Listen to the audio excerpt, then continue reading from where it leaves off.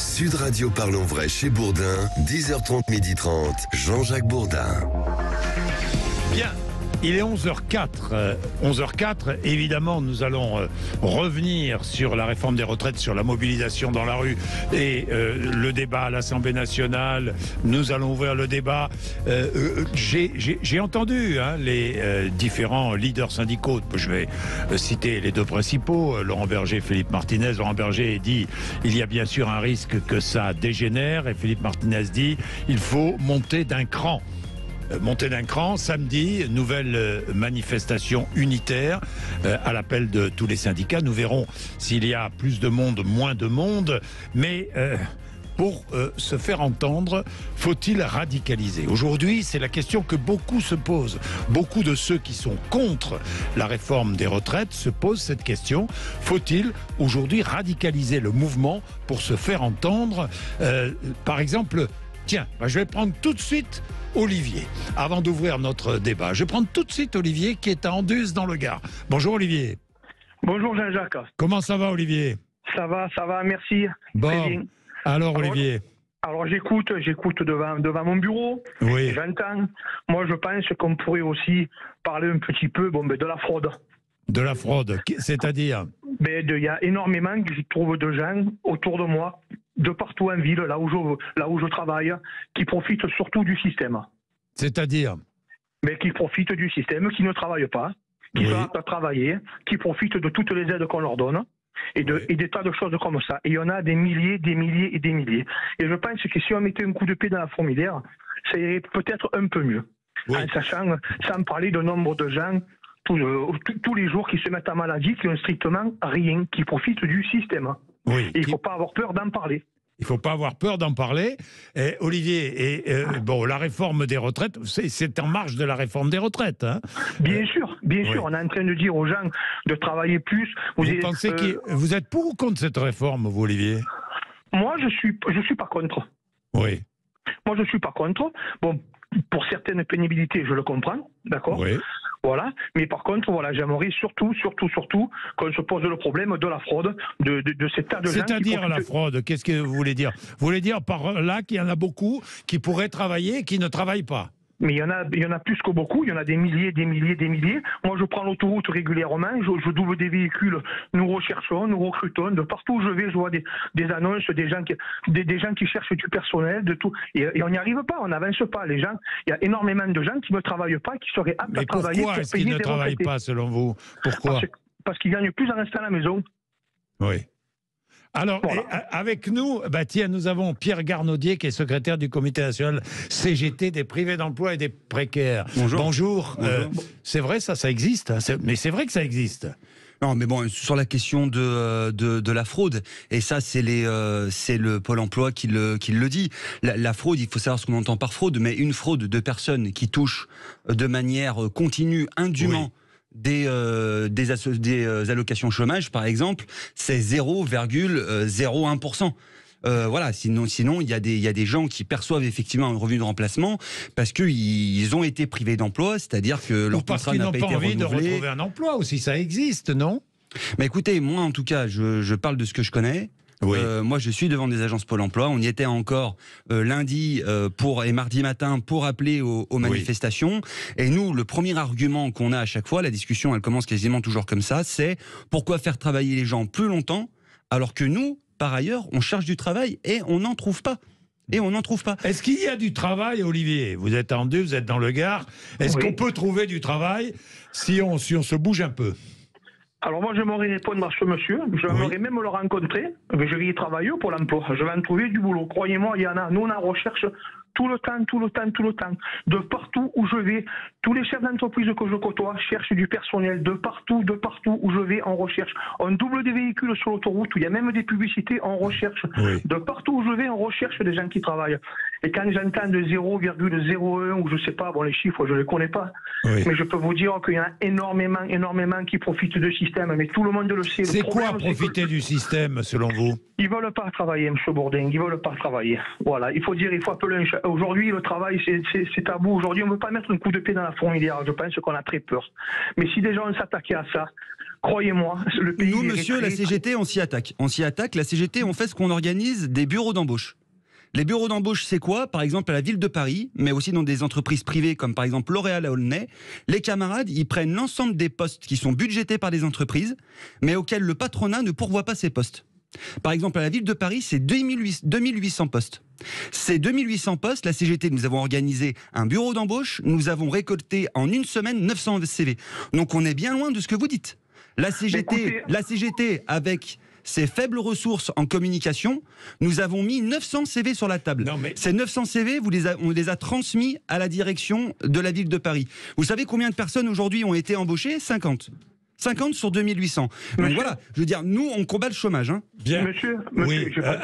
Un mot, Olivier. Ensuite, on prendra Laurent, qui est à Foix dans l'Ariège. Et ensuite, nous allons lancer notre débat, puisque finalement, vous l'introduisez parfaitement. Est-ce qu'il faut radicaliser? Certains disent, vous-même, je ne sais pas, Pierre Garnaudier, vous dites, il faut radicaliser maintenant ce mouvement contre la réforme des retraites ou pas? Mais il faut qu'on s'entende par... Qu'est-ce que ça veut dire, radicaliser? Radicaliser. Tout à l'heure, j'avais un député, la France Insoumise, député de l'Hérault, qui nous disait, Sébastien Rome, qui nous disait, maintenant il va falloir songer à bloquer le pays. Moi, ce que j'entends, c'est beaucoup de députés, notamment de la droite, qui nous disent il faut encadrer le droit de grève, mettre en place un vrai service minimum. Ne détournez pas. Non, je réponds à votre question. C'est-à-dire que, pour nous, durcir le mouvement, ça veut dire mettre entre les mains des travailleurs la discussion des modalités de lutte, et y compris effectivement de la grève reconductible.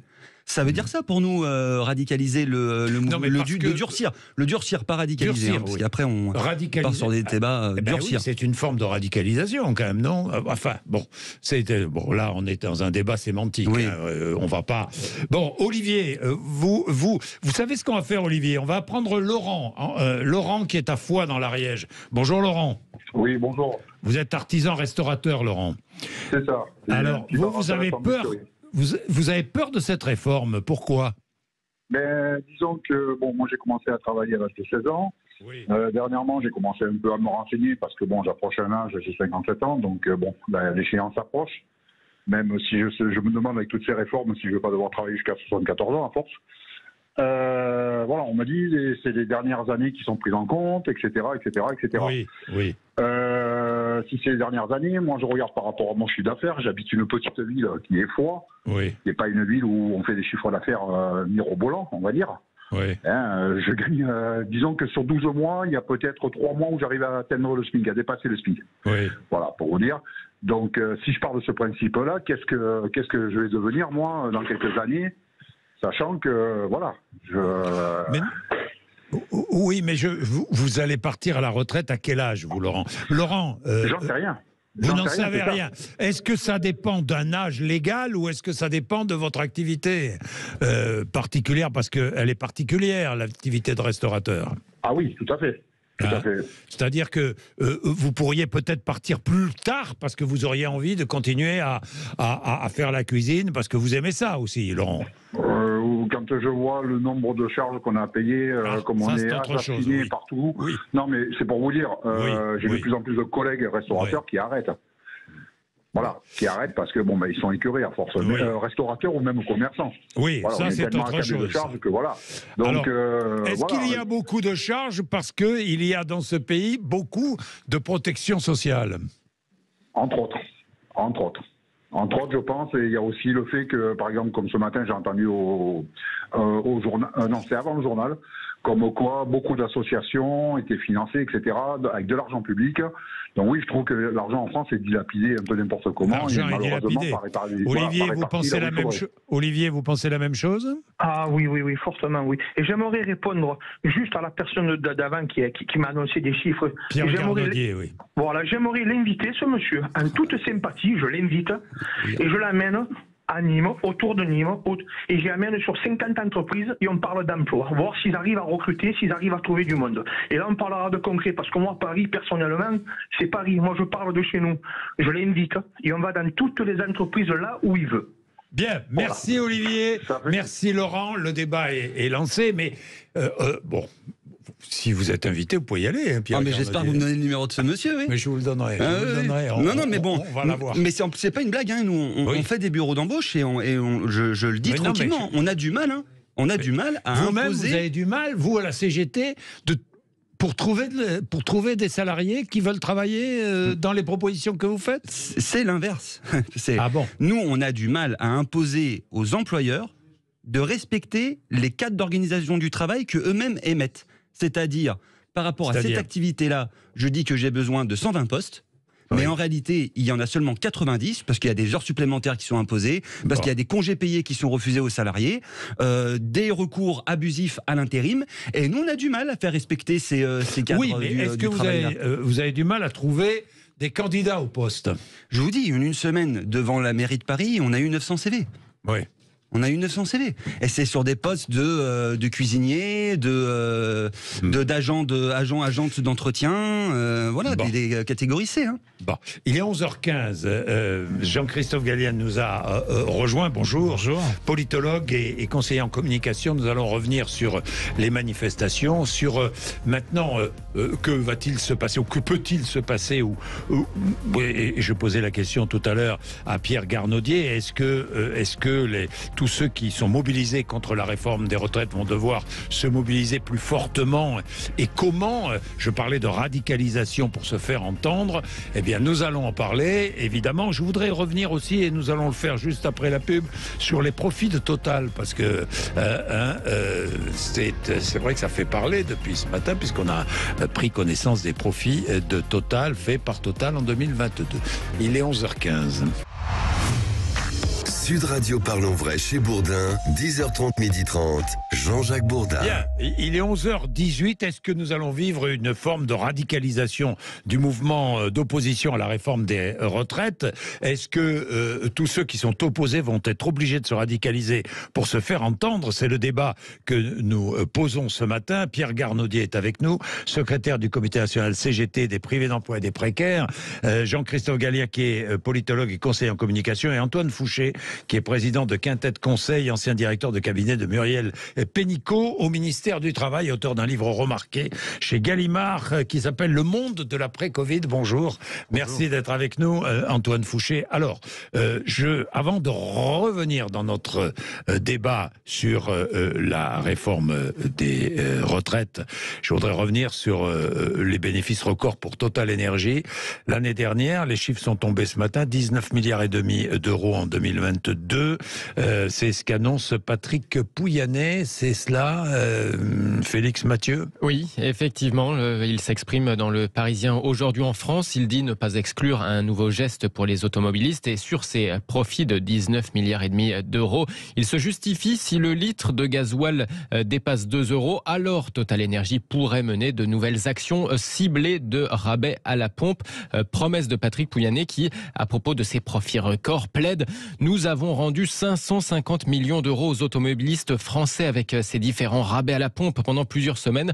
On ne l'a pas fait ailleurs, dit-il. Il met en avant un certain patriotisme de son entreprise Total Énergie qui a payé 33 milliards d'euros d'impôts et de taxes dans le monde l'année dernière, fait valoir son PDG essentiellement à l'étranger. Parce que nos résultats, dit-il, se font essentiellement dans les pays producteurs d'énergie, tout en mettant en exergue ces deux autres chiffres, par ailleurs, dans l'interview.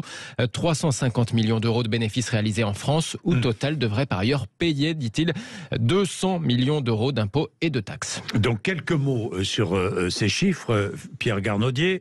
19,5 milliards d'euros de bénéfices en 2022.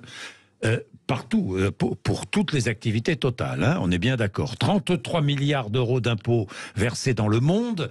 Alors où? En Norvège, Grande-Bretagne, Angola, Nigeria, Abu Dhabi, au Qatar. En France, 350 millions d'euros de bénéfices, 200 millions d'euros d'impôts. Mais comment peut-on, je ne sais pas, encore taxer Total? Expliquez-moi. Est-ce qu'on peut taxer deux fois le même bénéfice? Mais nous, je crois surtout qu'il faut écouter ce que les travailleurs de Total qui étaient en grève reconductible disaient. Hein. il disait exactement ça. Il y a d'énormes profits de notre entreprise et nous voulons une réorientation des richesses créées du capital vers le travail. Et pour faire le lien avec les réformes des retraites, c'est ce que la CGT revendique pour l'ensemble de la société, puisqu'il n'y a pas que Total qui fait des profits énormes. Là, je parle de Total. Et Total, je voudrais rappeler qu'après la grève, il y a eu des grèves chez Total, on s'en souvient. En France, augmentation de 7,5% des salaires, prime de 3 800 € et intéressement moyen de 9 000 €. On voit plus 65% des salariés de Total Énergie qui sont actionnaires de leur entreprise. On voit bien que ces revalorisations salariales-là sont bien en deçà des profits qui sont réalisés par Total dans le monde, mais vous l'avez dit, y compris en France, et que oui, aujourd'hui, Total a largement les moyens d'augmenter les salaires, et l'augmentation des salaires, c'est une des solutions qu'a et que défend la CGT pour l'augmentation des ressources des retraites. Mais est-ce que vous comprenez qu'aujourd'hui, des salariés Total se mettent en grève ? En France, c'est leur fédération à eux qui pose, y compris la question de durcir le mouvement. Oui, je sais. C'est la Fédération nationale de l'industrie chimique. C'est pour ça que je vous pose la question. Là, aujourd'hui, ils sont déjà, eux, en reconductible. Mais on voit bien, oui, il y a de l'argent. Il y a de l'argent à aller chercher pour les salaires d'aujourd'hui, pour les retraites de demain. Quand certains défendent je ne vais pas défendre Total, mais je pose la question. Quand certains défendent une surtaxation des profits de Total, et quand Total vous répond, nous, on paye des 33 milliards € d'impôts, moi, je pose la question, on ne taxe pas 2 fois les mêmes bénéfices. Enfin, ça n'existe nulle part, non ? Moi, je parle des salaires. Bon, d'accord. Bon, qu'est-ce que vous en pensez, messieurs ? D'ailleurs, tiens un mot, puis on reviendra sur Antoine Fouché. Mais c'est typiquement un débat qui est où il y a une différence complète entre le rationnel et l'émotion. Au niveau rationnel, c'est un peu ce que vous suggériez, c'est que c'est déjà taxé ailleurs. La richesse de Total, elle est produite maintenant beaucoup plus en dehors de France qu'en France. Oui. Et en France, quand on regarde les chiffres, la répartition de la valeur ajoutée entre le capital et le travail, c'est stable depuis 40 ans. C'est l'un des pays où ça n'a pas bougé. Et donc, non, il n'y a pas plus pour le capital aujourd'hui en France qu'il y a 40 ans. Donc, c'est stable. Ça, c'est le rationnel. Et puis après, il y a l'émotion, mais qui est vraie, puisque c'est ça aussi qui alimente, par exemple, la grève reconductible, qui est de voir ces milliards et ce qui donne le sentiment, ce qui n'est pas vrai, mais ça donne le sentiment qu'il y a de l'argent à aller chercher et que quand on veut, on peut, et qu'il suffit d'aller prendre l'argent là où il est pour pouvoir financer les retraites. Et donc, c'est typiquement un débat, en même temps, qui est un peu frustrant parce qu'il n'y a qu'en France qu'on a ce type de débat-là où l'émotion prend tant le pas sur la raison, me semble-t-il. Bien, Jean-Christophe Gallia. C'est une multinationale, c'est-à-dire que pour le coup, on a du mal à croire que ça reste français, et c'est toute la difficulté. C'est-à-dire que c'est pas tout à fait vrai. Il y a beaucoup de pays où il y a ce débat aujourd'hui parce que émergent quand même des zones de combat, des zones de lutte sur la répartition. Joe Biden qui a dit qu'il fallait taxer les profits faits à l'occasion de la crise après le Covid et de la crise de la guerre en Ukraine. Il y a une vraie tendance autour de cette question-là, donc c'est pas franco-français pour le coup. Après, il y a un autre aspect qui tient de l'émotion et qui tient du rationnel quand même aussi. Oui. Et c'est assez français en particulier, un peu plus que dans d'autres pays européens, c'est le prix que chacun d'entre nous paye, si vous voulez. Et c'est pas que Total. Total est pris dans ce moment-là dans une espèce d'ensemble qui est celui de l'énergie. Il est un gros acteur de l'énergie et quelque part, son expression sur ces questions-là est pas très solidaire et pas très. Ça manque un peu d'empathie. C'est-à-dire que Total en général aujourd'hui, comme d'autres, et c'est la compagnie française, même si elle est multinationale. Voilà, il y a une difficulté à dépasser le côté pétrolier. Et c'est terrible parce que finalement, c'est ce qui avait été tenté à un moment donné, c'est cette image de pétrolier, cette image un peu cynique de quelqu'un, voilà, on vous vend, vous en avez besoin, vous êtes obligé de passer par là. Et ça existe aussi et ça a un impact, il faut faire très attention parce que c'est pour ça qu'il faut défendre Total et en même temps, il faut que Total évolue. C'est aussi un bras, non pas de communication, mais de pouvoir de la France à l'extérieur. Vous voyez ce que je veux dire, c'est important. Antoine Fouché, vous lui ajoutez quelque chose. Juste un mot, c'est vrai que le débat de taxation des profits n'est pas franco-français. En revanche, la spécificité de la France, c'est que c'est l'un des seuls pays du monde de l'OCDE dans lequel il n'y a pas eu, au cours des dernières décennies, de déformation du partage de la valeur au profit du capital et au détriment du travail. Et donc, le sujet de la répartition de la valeur ne se pose pas de la même manière en France ou dans les pays anglo-saxons, où là, c'est vrai. Il y a eu une dérive et donc il faut un rééquilibrage. Le problème en France, c'est qu'il n'y a pas eu cette dérive et que donc, voilà, comment est-ce qu'on fait ? Vous ne pouvez pas dire que la France, c'est pas le pays où on ne verse pas le plus de dividendes aux actionnaires. Mais c'est pas la question. Mais c'est pas la question. On peut pas entendre qu'aujourd'hui dans ce pays, par exemple, il y aurait pas assez de richesses pour augmenter les salaires, pour que les gens puissent partir à la retraite à 60 ans, alors que dans ce pays, c'est là où la productivité par travailleur, par heure est la plus élevée, et que par ailleurs, les entreprises du CAC 40, elles se gavent et elles se goinfrent. Voilà, je veux dire, ça c'est une réalité. Quand même, pour revenir sur Total aussi, peut-être contrairement à d'autres pays, Total, anciennement Elf, il y avait aussi l'idée quand même de service public derrière. Et cette idée-là de service public, qu'on sort, par exemple, du droit à l'énergie, du droit à la santé, qu'on extrait ça des logiques de profit et de rentabilité, c'est encore quelque chose, oui, qui est très présent en France, mais il faut en être fier, je pense. Alors, je voudrais simplement ajouter un mot, puis je vous donne la parole, concernant Total. Encore une fois, je ne suis pas là pour prendre la défense de Total, je voudrais quand même souligner que Total investit beaucoup dans les énergies renouvelables. Bon, pas par hasard. Attendez, c'est pas par philanthropie. Non. Si Total investit dans les énergies renouvelables, c'est qu'il y a des profits à faire, évidemment, dans les énergies renouvelables. Ça, c'est évident. Mais c'est la réalité aussi. Antoine Fouché. Non, juste pour dire que ce que vient de dire monsieur n'est pas incompatible avec ce que j'ai dit avant. Oui. C'est typiquement le débat, c'est-à-dire, oui, c'est vrai, on n'a jamais distribué autant de dividendes en France aux actionnaires des entreprises du CAC 40 basées en France, mais c'est vrai aussi, chiffre INSEE, que tout le monde peut constater en allant sur Google et vérifier que ce sont des chiffres officiels, il n'y a pas de déformation de la répartition de la valeur. Pourquoi ? Parce que les dividendes qu'on distribue dans les boîtes qui sont basées en France, ce sont des dividendes liés à des actionnaires internationaux de richesses produites en dehors de France. Et donc, dans la richesse qu'on produit en France, entre le capital et le travail, ça n'a pas bougé depuis 40 ans. Bien, et puisqu'on parle de radicalisation, et puisqu'on parle de Total, eh bien ce matin, après ces annonces de profit, des militants ont aspergé le siège de Total Énergie à la Défense. C'était il y a 1 heure ou 2 heures. Félix Mathieu. Oui, le siège de Total Énergie maculé de peinture rouge à la Défense. Total, c'est l'entreprise. Des activistes d'Alternativa et des Amis de la Terre interpellent ce matin Total Énergie, champion des profits. C'est ce que tweet l'association de sensibilité écologiste Alternativa. Sur ces images filmées et partagées par Clément Lano sur les réseaux sociaux, on peut les voir projeter cette peinture rouge sur la façade. Nous sommes devant le siège pour illustrer la réalité qui se cache derrière cet argent, les énergies fossiles et la destruction systématique du vivant. C'est ce qu'écrivent ces militants qui demandent aussi au gouvernement de taxer, je cite, les super profits. Bien, voilà une radicalisation. Pour la réforme des retraites, pour toutes celles et ceux qui contestent cette réforme de retraite, qui sont majoritaires aujourd'hui dans le pays, quelle solution aujourd'hui pour se faire entendre ? Bon, il y a le débat à l'Assemblée. C'est vrai que le débat a pris un peu la priorité sur les mobilisations dans le pays.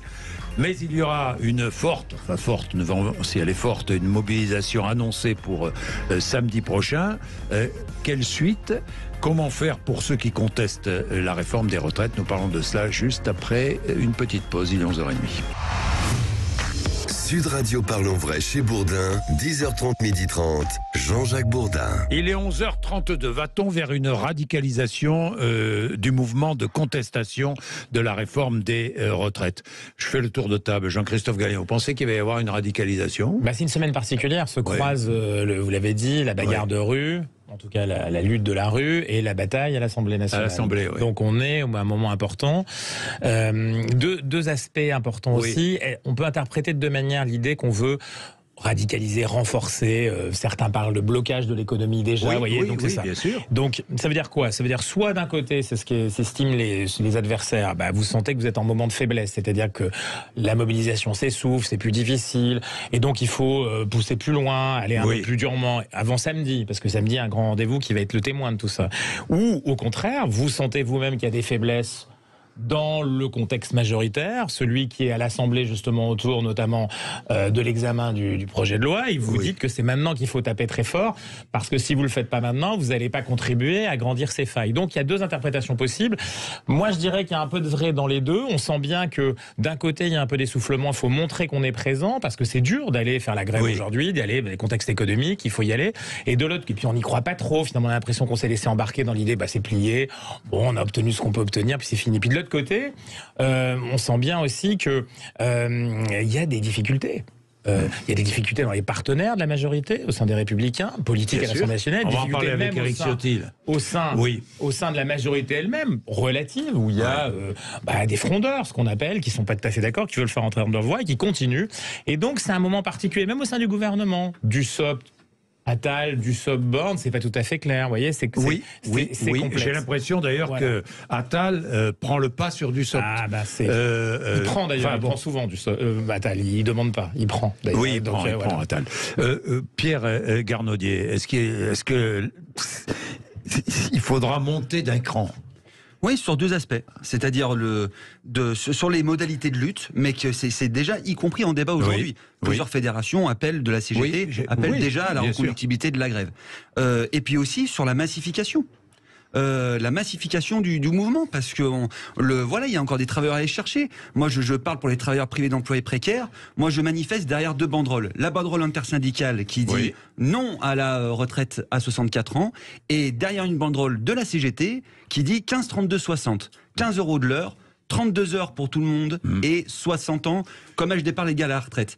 Mais vous êtes l'un des rares, parce que je remarque qu'il y a, alors que c'est peut-être finalement le fond de la contestation, c'est encore une fois le pouvoir d'achat, peut-être au-delà de la réforme des retraites. Je constate que peu de syndicats, aujourd'hui, en parlent. Bon, vous en parlez parce que vous avez une casquette un peu particulière. Vous défendez les précaires et les privés d'emploi. Mais vous comprenez ce que je veux dire? C'est la banderole de la CGT, monsieur Martinez.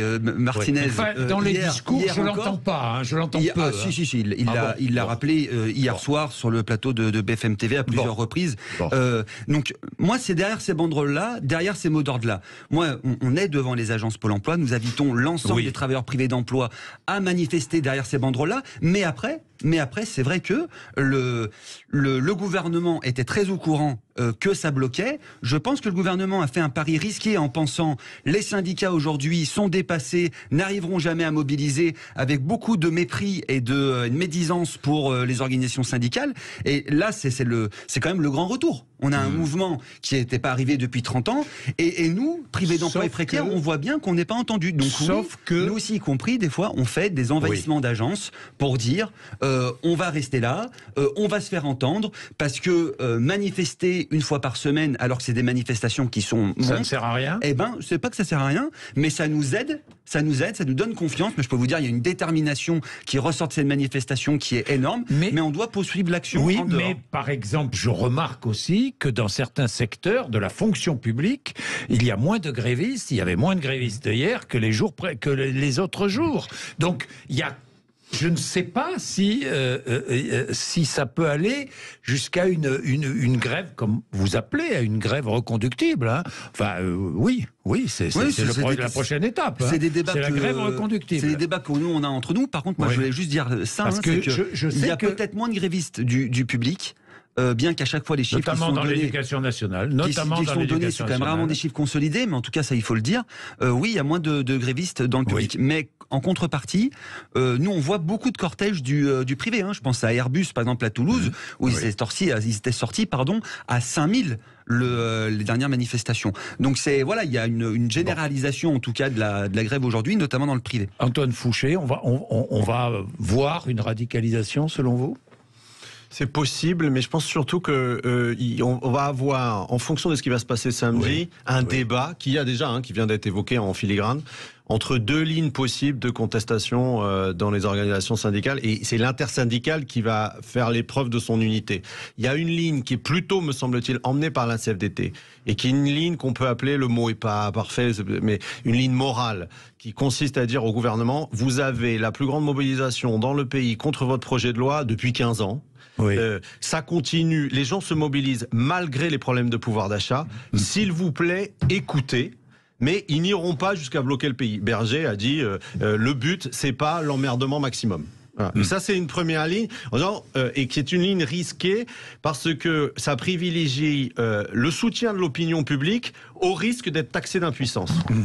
Et puis il y a une autre ligne qui est plus peut-être, me semble-t-il, emmenée par la CGT et d'autres, qui est de dire non. Si on n'est pas entendu, il faudra aller plus loin, il faudra des grèves reconductibles, il faudra des actions de blocage parce que c'est la force. Et donc il y a deux lignes, il y a une ligne plus morale, une ligne plus de force. la force, ça oblige à entendre. Pour l'instant, il y a unité. Il faut pas opposer, mais la force, l'inconvénient, pardon, juste je termine, l'inconvénient, c'est que ça peut perdre l'opinion. C'est-à-dire, si la force, ça conduit à mettre du bazar, vous perdez l'opinion. Et c'est sans doute ça qui va se jouer dans les jours qui viennent, c'est quelle ligne va l'emporter, parce que c'est très compliqué de tenir les deux quand même. Et pour l'instant, ils ont réussi à tenir les deux. Moi, si je peux me permettre, vous avez une vision des choses qui est très par le haut. Mais c'est pas comme ça que ça se passe. Moi, je peux vous dire, dans des entreprises, notamment du privé, chez Renault, à Peugeot, les tracts, ils sont intersyndicaux. Oui. Quand on parle de la reconductibilité de la grève à la SNCF, c'est pas que la CGT.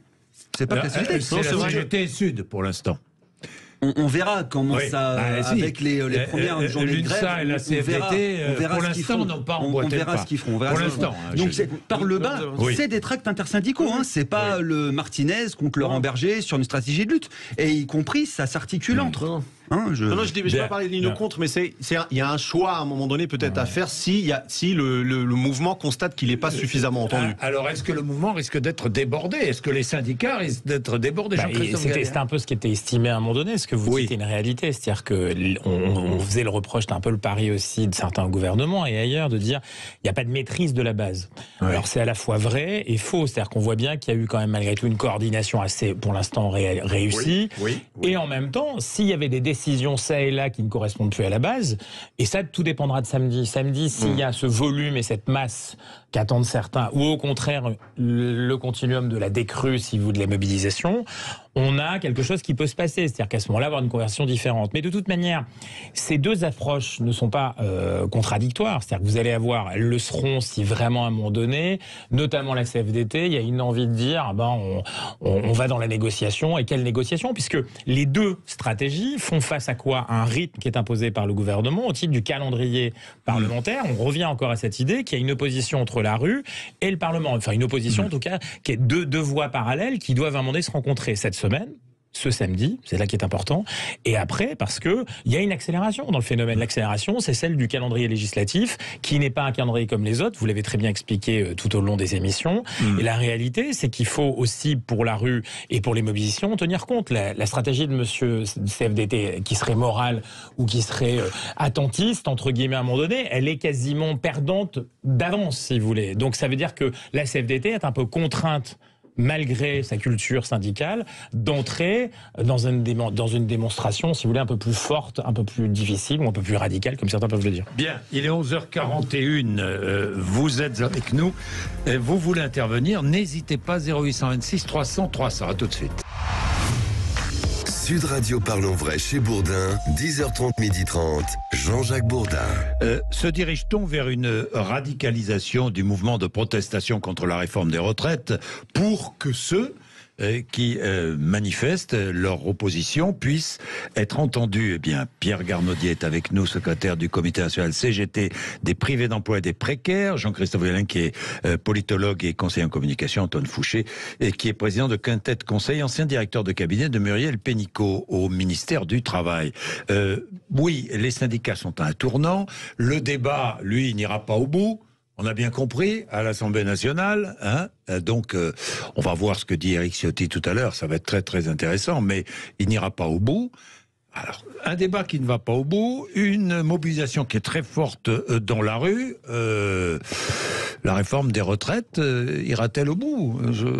Est-ce que vous pensez qu'elle sera un jour... Elle sera votée, probablement. Enfin, votée, oui, les débats seront abrégés, elle sera votée, mais qu'est-ce qui peut se passer? Moi, j'aime pas trop faire de politique fiction, mais compte tenu des éléments que nous avons, Antoine Fouché, en main aujourd'hui. Alors, elle sera. Comment regardez-vous la situation? Elle sera avec de l'inquiétude parce que je vois pas comment le pays s'en sort par le haut, que la réforme soit adoptée ou pas. Ah bon? Je vois pas comment il s'en sort par le haut parce que si la réforme n'est pas adoptée. C'est ce qui a été présenté par le gouvernement lui-même comme le premier acte fort, la démonstration de la capacité de réforme du pays, etc., qui est à plat. Et donc on ne voit pas comment il continue à gouverner après qui sera une défaite politique flagrante. Première option. Deuxième option, ça passe. Oui. Ça passera de toute façon soit avec le 47.1, soit avec le 49.3, c'est-à-dire pas avec un examen des 20 000 amendements. Bon. Non, c'est impossible. Et donc, il y aura un procès en déni de démocratie parlementaire, etc. Oui, etc. mais ça, c'est pas ce qui intéresse les Français. Certes, mais quand même, ça peut en rajouter en disant c'est à la fois un contrat social pour le pays et en même temps, on prend qu'un mois de discussion au Parlement. Il y a une petite contradiction. Mais voilà. Mais de toute façon, si ça passe... Il y a dans le pays, me semble-t-il, une telle, et ça c'est vrai, il faut le rendre, enfin je veux dire, il faut regarder les résultats de l'intersyndicale. Il y a quand même si Macron a été élu, même s'il y a une majorité relative au Parlement, il est incontestable qu'il y a, par rapport à ce projet, un ressentiment, une colère dans le pays et de la part des gens qui travaillent, qui, si la réforme passe, laissera des traces. Alors après, elle peut laisser des traces de deux manières. Elle peut laisser des traces de manière, et les deux sont complémentaires, peuvent être conjugués, de manière sociale, c'est-à-dire c'est dans les boîtes que c'est très tendu, il y a des conflits sociaux, ça se reporte sur le pouvoir d'achat avec des tensions très fortes, voilà, et politiquement, avec un vote Front National, Rassemblement National. C'est le Rassemblement National qui va tirer très les fort. marrons du feu. Ça, c'est possible. Alors après, il faut voir, parce que ça sera dans 4 ans, et de toute façon, la candidate, elle devra dire qu'est-ce que je fais avec la réforme. Oui. Parce que de deux choses l'une, hein, elle sera avec cette question-là. Hein. C'est-à-dire, si elle est injuste, il faut l'abroger. Si elle l'abroge, il y a 150 milliards de déficit à trouver. Voilà. Donc, à un moment donné, elle sera confrontée aussi à l'épreuve de réalité. Donc, on verra. Mais... de toute façon, je vois pas comment on s'en sort par le haut. Le déficit, aujourd'hui, le corps édique, c'est 3%. Oui. 3%, c'est pas 150 milliards. Cumulé, pardon, excusez-moi, sur 10 ans, excusez-moi, vous avez raison. Moi, ce que je note quand même, c'est qu'au début de cette réforme-là, le gouvernement prenait de haut les Français en leur disant c'est une réforme de justice sociale et vous avez rien compris. Donc on va mieux vous l'expliquer. Et puis à chaque fois qu'un membre du gouvernement intervenait sur un plateau télé, la sympathie envers le mouvement de grève augmentait. Là aujourd'hui, ce qu'on nous dit, c'est attendez, de toute manière, il y a un débat au Parlement. Donc en gros, arrêtez de faire grève. Il faut même encadrer le droit de grève. Et puis de toute manière, si vous n'êtes pas content, le gouvernement, ce sont des députés, et puis de toute manière, des sénateurs surtout et puis de toute manière, si vraiment vous en voulez pas. Vous n'avez qu'à attendre les prochaines élections présidentielles, puis vous voterez pour l'un ou l'autre. Non, moi je crois qu'aujourd'hui, si on veut sortir par le haut, c'est le gouvernement retire cette réforme-là, met sur la table effectivement une vraie discussion avec les partis politiques, avec les organisations syndicales, les organisations patronales, sur qu'est-ce qu'une réforme juste. Vous êtes prêt à discuter avec tous les partis politiques? Non, je vous dis ça parce que je constate que dans ce pays, il est difficile de discuter. Les députés eux-mêmes, entre eux, n'arrivent pas à discuter. Quand vous êtes LFI, vous ne pouvez pas discuter avec RN, inversement. Et quand vous êtes écologiste, vous ne voulez pas discuter avec le gouvernement. Quand même, en France, pour discuter, pardonnez-moi, mais c'est extrêmement difficile. Moi, je ce qu'on veut. C'est ce que ressort quand même l'ensemble des délégations CGT qui ont...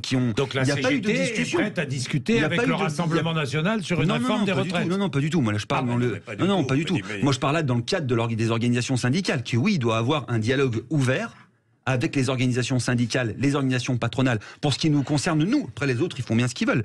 Pour ce qui nous concerne, nous, sur qu'est-ce que vous voulez comme réforme des retraites. Et ça, l'intersyndicale, l'ensemble des organisations le disent, on a prêché dans le vent. Oui.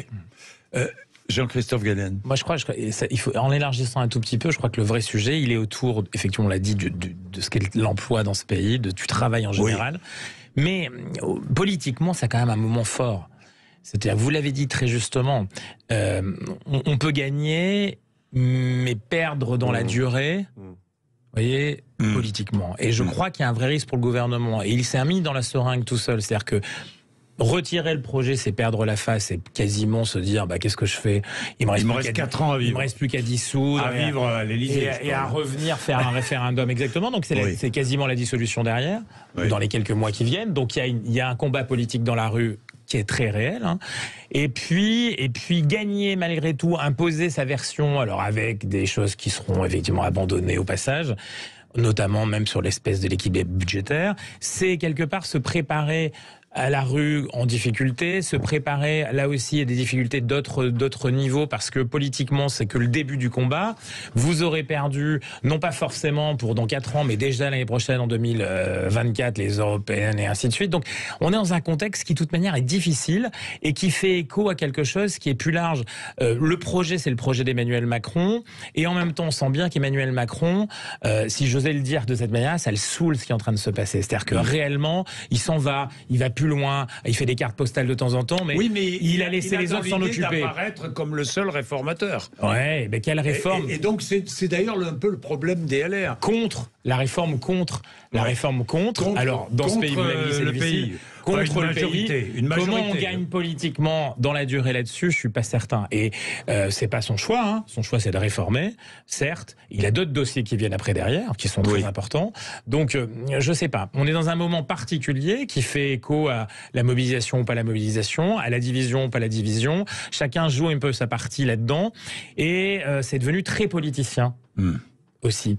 Et donc ça veut dire que on est dans un contexte qui prépare une suite qui n'est pas forcément positive, si vous voulez, pour le pays. D'ailleurs, est-ce que vous ne trouvez pas qu'à l'Assemblée nationale, les débats sont plus politiciens? Bien sûr. Hein, ce sont plus des débats politiques que des débats sur la réforme elle-même.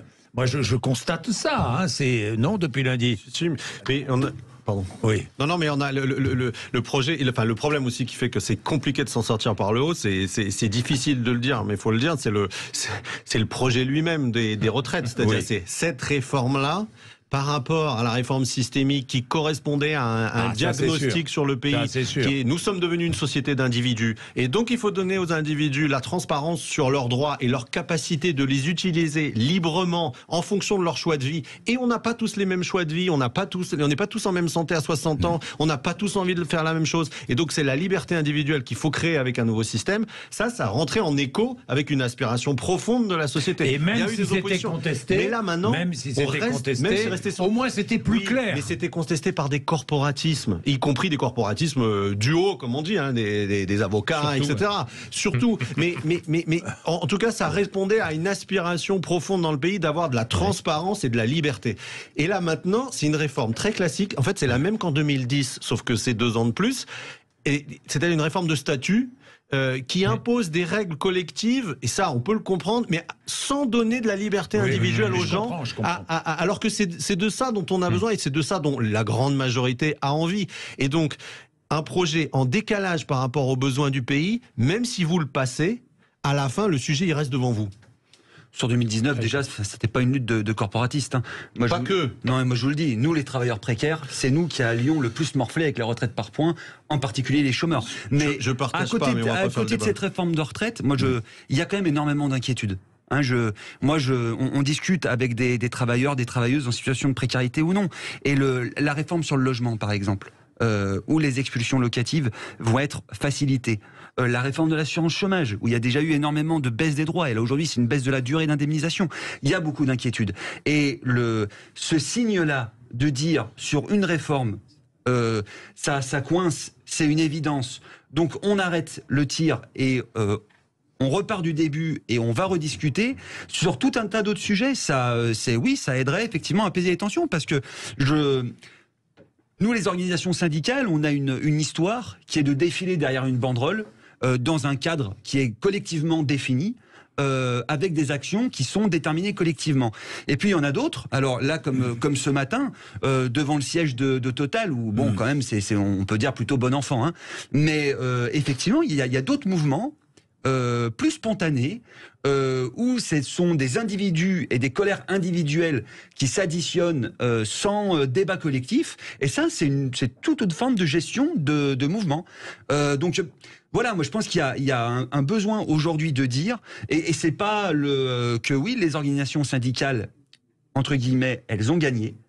Elles ont porté effectivement le refus massif des travailleurs, des travailleuses de cette réforme-là. Et oui, on va la remettre à plat totalement. Et ça, je crois que ce serait quand même bon pour tout le monde, parce que sinon, c'est ce qu'on disait, c'est l'apparition peut-être de mouvements de colère incontrôlée, comme on dit, voilà. Incontrôlée. Et puis surtout une que vous ne contrôleriez plus, vous, au syndicat. Et puis oui, enfin bon, après, il faut qu'on s'entende. Hein, les syndicats CGT, la Confédération, des fédérations, enfin, c'est quand même divers tout ça. Mais surtout sur la traduction effectivement après électorale. Le vote effectivement RN, le repli sur soi, la haine, ça vient aussi de reculs sociaux qui s'additionnent les uns après les autres et qui font qu'effectivement on se divise. Bien. Merci messieurs, il est 11h56. Merci d'être venus nous voir pour débattre. Après midi, je reçois Éric Ciotti qui est le président des Républicains. Beaucoup de choses. On va parler de cette réforme des retraites évidemment. Combien de députés les Républicains la voteront cette réforme, on va savoir. Avec Éric Ciotti. Enfin, on va savoir peut-être. Et puis il va répondre à Aurélien Pradier qui lui qui est vice-président exécutif des Républicains. Que dit-il à son vice-président qui lui ne veut pas du tout voter la réforme. 11h57, vous êtes sur Sud Radio.